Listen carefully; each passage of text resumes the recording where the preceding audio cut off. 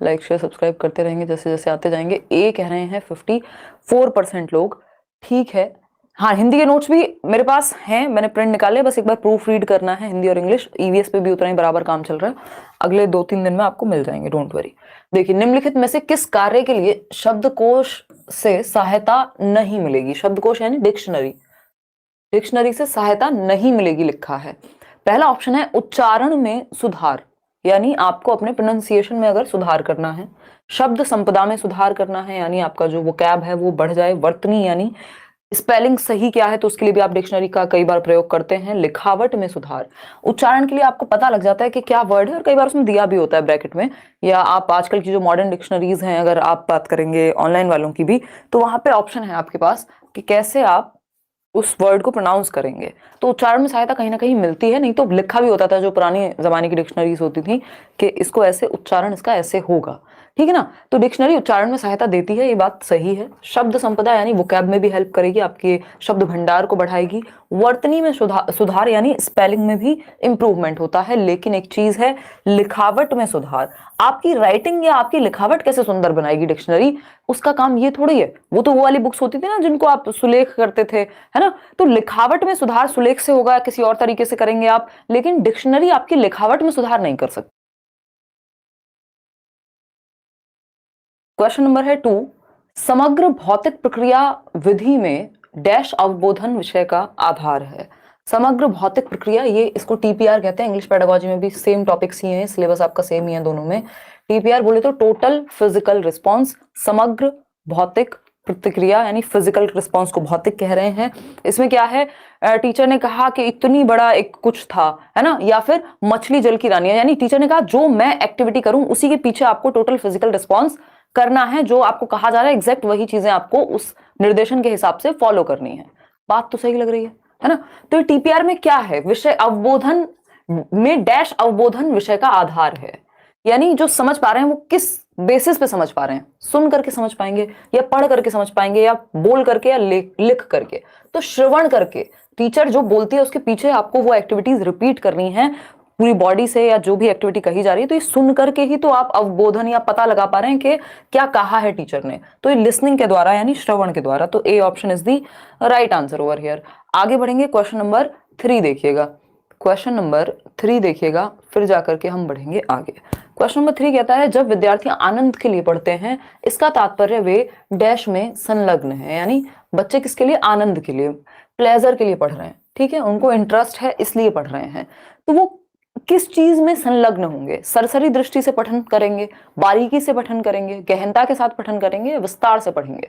बताइएगा, एक बार कोशिश कीजिए इसका जवाब देने की सही तरीके से।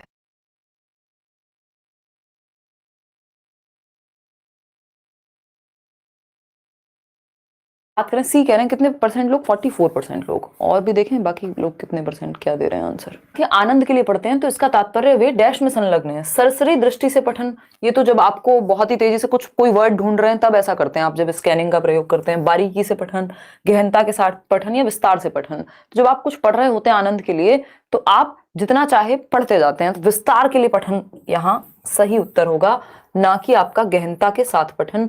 गहनता के साथ पठन जब आपको स्पेसिफिकली कुछ ऐसा करने के लिए कहा जा रहा है क्लास में कि आपको पर्टिकुलरली याद करना है आंसर या वो इंफॉर्मेशन निकालनी है, उस तरह। क्वेश्चन नंबर 4 देखिएगा। क्वेश्चन नंबर 4 कहता है, भाषा संकेत और भाषा संकेत परिवर्तन और भाषा संकेत मिश्रण बहुधा डैश देखे जाते हैं। भाषा संकेत परिवर्तन और भाषा संकेत मिश्रण, यानी आप मिक्स कर देते हैं जो संकेत हैं उनको आपस में, जब अपनी सुविधा के अनुसार समझने के लिए भाषा को। किन लोगों में देखे जाएंगे, एकल भाषी लोगों में। तो यहाँ मिश्रण की संभावना ही नहीं है क्योंकि एक ही भाषा है। द्विभाषी में, पठन वैकल्य ग्रसित बच्चों में या गणन वैकल्य ग्रसित बच्चों में। तो गणना है कि वो बच्चे जिनको दो भाषाएं आती हैं, मान लीजिए मदर टंग हिंदी है, स्कूल में इंग्लिश बोली जाती है, तो कई बार संकेत परिवर्तन और भाषा संकेत मिश्रण कर देते हैं, दोनों चीजों को मिक्स कर देते हैं, जैसे आप लोग चैटिंग करते हैं। क्वेश्चन नंबर 5 पर, क्वेश्चन नंबर 5 देखिएगा। ये क्या कहता है, भाषा की आधारभूत संरचनात्मक इकाई है, यानी बेसिक जो यूनिट है लैंग्वेज की। बताइएगा एक बार, बेसिक यूनिट ऑफ लैंग्वेज एक तरह से ये पूछे, यानी भाषा की आधारभूत संरचनात्मक इकाई स्वनिम है। इसको हम क्या कह देते हैं? फोनीम कह देते हैं, स्मॉलेस्ट इकाई है ये, ठीक है। आकृति, मॉर्फीम, लेखा क्षेत्र, भाषा विषयक नहीं, स्वनिम है। फैक्चुअल क्वेश्चन है, इसमें हम क्या कर सकते हैं? ठीक, क्वेश्चन नंबर 6 देखिएगा। क्वेश्चन नंबर 6 देखिएगा, ये कहता है बहुविकल्पी प्रश्न, क्लॉज परीक्षण, निम्नलिखित का मिलान करो आदि प्रश्नों के उन प्रकारों के उदाहरण हैं जिन्हें हम बहुधा डैश परीक्षणों में देखते हैं। यानी बहुविकल्पीय प्रश्न जैसा ये है, एमसीक्यू की बात हो रही है, ठीक। क्लॉज परीक्षण होता है कि बीच में आपको fill in the blank fill करने हैं, तो वो भी क्लॉज परीक्षण हो गया। निम्नलिखित का मिलान कर लो, साइड ए है, साइड बी है, मिलान करो कौन सा सही है कौन सा गलत है।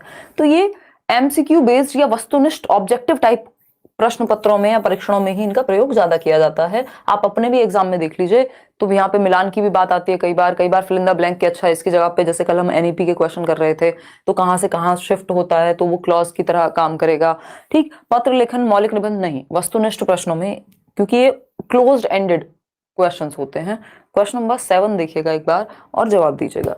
क्या कहता है क्वेश्चन नंबर 7? यदि आप शब्दों के सिर्फ समानार्थी और विपरीतार्थी जानना चाहते हैं तो आपको किसकी आवश्यकता होगी? समानार्थी बोले तो सिनोनिम, यानी जो समान अर्थ रखते हो, और विपरीतार्थी बोले तो ऑपोजिट वर्ड्स। बताइएगा एक बार और जवाब दीजिएगा, फटाफट से बताइएगा। आप शब्दों के सिर्फ समानार्थी और विपरीतार्थी जानना चाहते हैं, तो शब्दकोश में सिर्फ समानार्थी या विपरीतार्थी होते हैं क्या? और भी चीजें होती होंगी, है ना। संकलन शब्द समूहों का सूचीकोश या उच्चारण निर्देशिका, तो इसका जो आंसर है वो है शब्द समूहों का सूचीकोश। यानी आपने कुछ ग्रुप ऑफ वर्ड्स का एक सारणी ले ली है जिसमें एक तरफ लिखे हुए विपरीतार्थी, एक तरफ लिखे हुए समानार्थी, तो ये ज्यादा बेटर ऑप्शन हो गया जो शब्द कोश से भी, क्योंकि डिक्शनरी में भी कई बार नाउन फॉर्म है और भी एक्स्ट्रा चीजें होती हैं जो गिवन होती है, लेकिन यहाँ पे बात सिर्फ समानार्थी और विपरीतार्थी की हो रही थी, तो सी ऑप्शन ज्यादा सही है। आगे बढ़ेंगे क्वेश्चन नंबर 8 पर।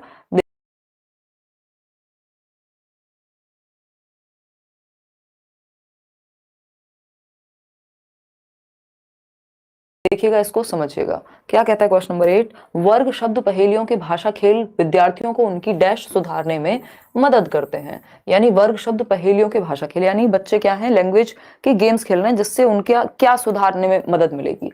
पहेलियां पूछी जा रही हैं उनसे एक तरह से, तो पठन, शब्द संपदा, लेखन या वाचन। देखिएगा एक बार और बताइए, खेल विद्यार्थियों की किस चीज को सुधारने में मदद करेंगे? बेसिकली उनके पास ज्यादा शब्द होंगे, शब्द भंडार उनका बेहतर हो जाएगा, शब्द संपदा उनकी बेहतर हो जाएगी, क्योंकि पहेलियां जरूरी नहीं है पढ़ के, लिख के या बोल करके ही उनको यूज करनी है, वो सुन रहे हैं और उससे उनका शब्द बेहतर हो रहा है। अगर पढ़ भी रहे हैं तब भी शब्द भंडार बेहतर होगा। क्वेश्चन नंबर 9 देखिएगा फटाफट से, ये क्या कहता है? क्वेश्चन नंबर 9 है, सुश्री सुधीना कक्षा 1 में भाषा पढ़ाती हैं। वह अपने विद्यार्थियों को कविता और शिशु गीत पढ़ाना पसंद करती हैं, जिन्हें विद्यार्थी पहले सुनते हैं फिर दोहराते हैं। तो जो टीचर हैं सुधीना जी, वो कक्षा 1 में भाषा यानी लैंग्वेज को पढ़ाती हैं, और कविता और शिशु गीत जो छोटे बच्चों के लिए होते हैं, पोएम्स और बाल गीत टाइप, उनको पढ़ाना पसंद करती हैं, जिन्हें विद्यार्थी पहले सुनते हैं फिर दोहराते हैं। तो सुश्री सुधीना अपने विद्यार्थियों को डैश को पुष्ट कर रहे हैं, किसको? श्रवण एवं वाचन को, वाचन एवं पठन को, श्रवण एवं पठन को, या फिर पठन एवं लेखन को। बताइएगा एक बार। 76% लोग 4% लोग कह रहे हैं श्रवण एवं वाचन, जो कि सही है।